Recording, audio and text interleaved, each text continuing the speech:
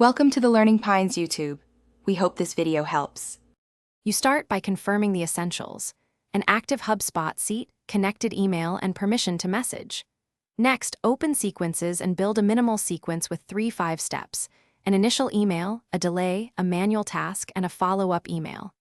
Once done, pick a single test contact who has opted in, preview all tokens, then enroll that contact.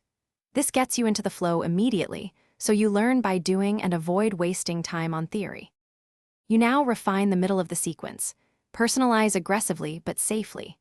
Replace generic language with tokens for name, company, and recent activity. Add snippets for quick customization. Make delays purposeful. 2 to 3 days between outbound emails is common. Schedule tasks during business hours. Also include internal to-dos like a call or LinkedIn touch and define clear unenroll triggers, so contacts who reply or convert exit. You finish by launching cautiously. Enroll small batches and watch engagement metrics: opens, replies, bounces. Once you spot patterns, iterate on cadence, subject lines, and call to action phrasing. Make sure templates are mobile friendly. Also set up reporting to track conversion from sequence steps to meetings or deals.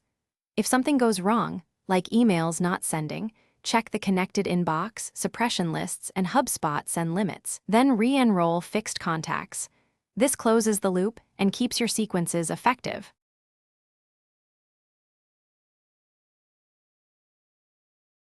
Thanks for watching. Consider subscribing if we helped you.